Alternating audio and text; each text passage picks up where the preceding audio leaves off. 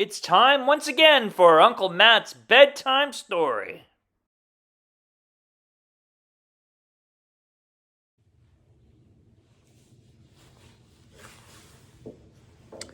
Hello everybody, it's Uncle Matt and I'm here to read you another bedtime story. And tonight's story is from an author that I've read many times here at Uncle Matt's Bedtime Story. The story is called From Far Away. The author is Robert Munch, and this story is co-authored by Saoussan Askar. And illustrated by Rebecca Green. It's called From Far Away. And this was originally copyright in 1995, and it was revised in 2017. Are you ready? Here we go.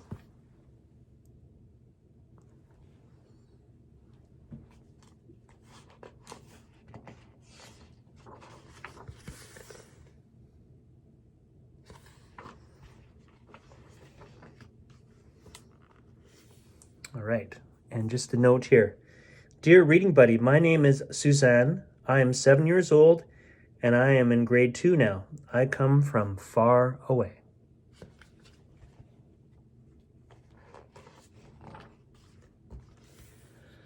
The place we used to live was very nice.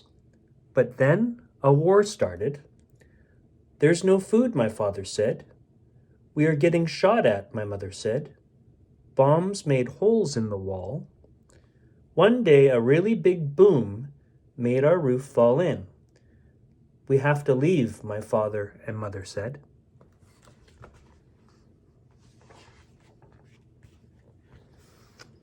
My father left first and was gone for a long time. Then a letter came with plane tickets to a new country. I didn't like the plane. It made me sick. Nobody wanted to sit next to me.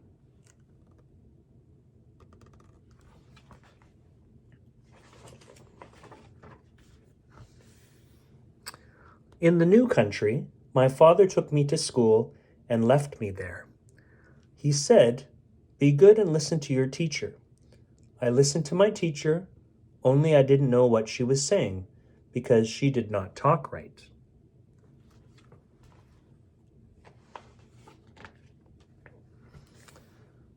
Other kids tried to talk to me, but I was not able to answer. I didn't speak English. I had a buddy who showed me the school and played with me at recess, but she didn't understand when I tried to teach her a rock game I knew from back home.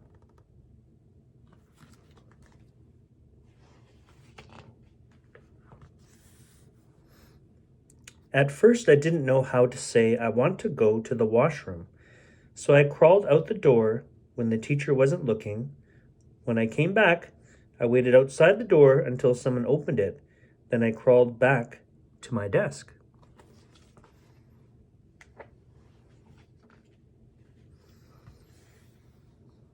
Once, I crawled to the washroom and saw a paper skeleton in the hallway. Only I did not know what it was. I thought the skeleton was evil. I thought that people were going to start shooting each other here. I screamed a very good scream.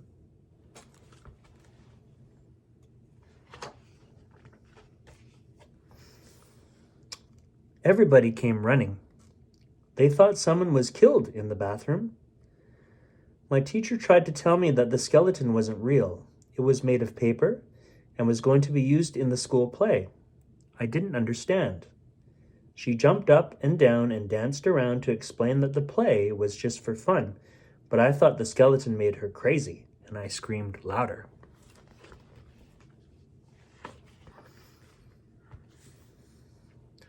My teacher hugged me, just like my mother would. I didn't know how to say I'm so scared, but the big tear that went out of my eye said it for me.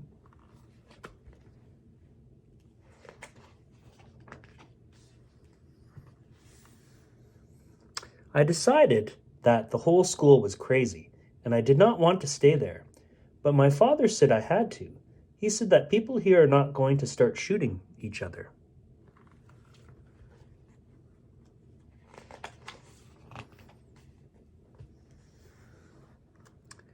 I had bad dreams about skeletons for a long time after that, but finally I began to talk little by little. I learned enough English to make friends, and school started to be fun.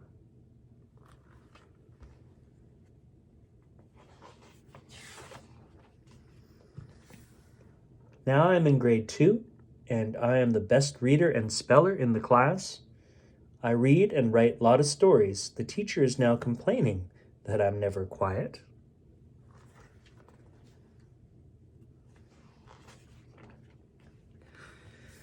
So far, my favorite part of grade 2 is the trip our class took to the zoo. We got to see the pandas and monkeys and eat pizza, and nobody shot at us the whole time.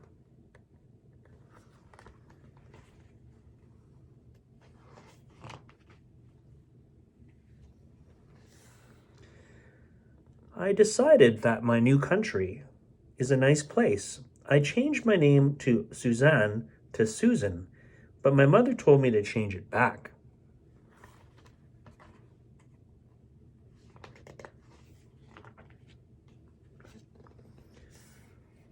My teacher moved from our school. I saw her in the mall once and ran to her and hugged her. She was my first teacher in this country and she helped me a lot. And the note from Suzanne says, "Where are you reading? Where are you from reading, buddy?" It's a good question. Where are you from?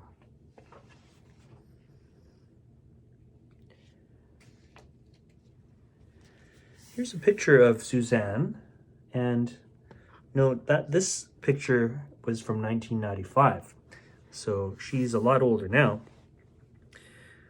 A note from Suzanne from 1995. Writing, oh no, this is actually updated from 2017, so maybe a little more what she looks like. Well, no, it says that's her from 1995, so she does look older now. Writing and publishing this story made me realize how many people struggle with finding a place of their own and with being understood by those around them. I've had people from all walks of life share with me their own stories of struggle and integration. This story was published when I was at Ellesmere Public School in Toronto, Ontario, Canada. I went on to complete my schooling in a bilingual program in Ontario. This is now 2017. I received a Bachelor of Health Studies from York University in Toronto, Ontario, and I recently completed my Master's of Arts in Sociology at McGill University in Montreal, Quebec. I continue to be an avid reader and a lover of new languages. The language I am currently working on learning is German, and next on my list is Hebrew. I currently reside in Montreal with my husband, and I'm planning on a trip around the world very soon. Suzanne. Again, from 1995, that picture. Good for you, Suzanne. Well, that was a good story. I can't really imagine war right now in Canada. We're pretty blessed not to be in a kind of active war. Other parts of the world are currently in war. And I think about you guys. I just hope that you can stay safe and that things can be resolved quickly for you. That's all the time we have for Uncle Matt's bedtime story. I hope you enjoyed that story, and I'll see you next time. Bye for now.